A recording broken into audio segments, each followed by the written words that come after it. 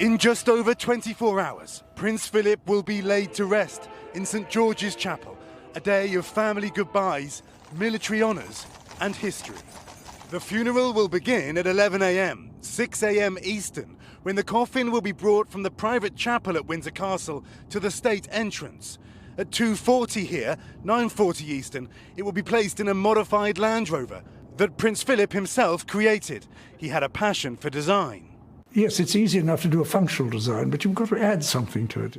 At 2:45, 9:45 Eastern, the hearse will proceed through a route lined by military personnel to arrive 8 minutes later at the west steps of St. George's Chapel, where the Royal Marines will lift the coffin and carry it inside.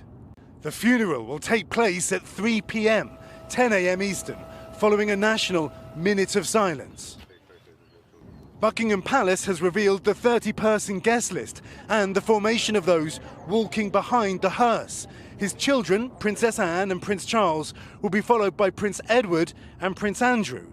Coming after will be his grandchildren, Prince William and Prince Harry, though they will be separated by their cousin, Peter. We are here today in St. George's Chapel to commit into the hands of God the soul of his servant Prince Philip, Duke of Edinburgh.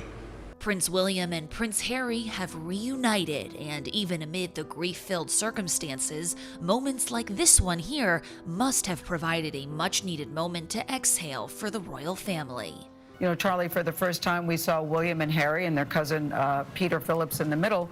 For many people, this is the first time they've seen Harry in over a year. On Saturday, the brothers were brought together for the funeral of their grandfather, Prince Philip, just over a year after Harry and Meghan Markle gave up their official royal duties. Well, the Archbishop of Canterbury said funerals have a way of pulling a family together. And, you know, they are joined in unity and grief, in respect for their grandfather, in their fondness for their grandfather. The longtime husband of Queen Elizabeth died last week. William and Harry, along with their father Prince Charles and others from the royal family, walked behind the Duke of Edinburgh's casket on their way to the funeral procession.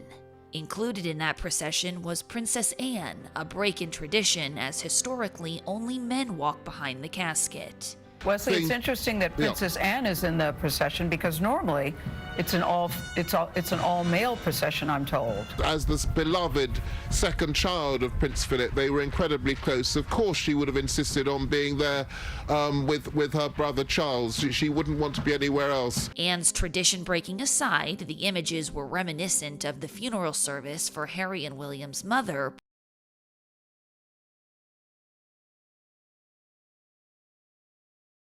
Like, share, subscribe, and get notification.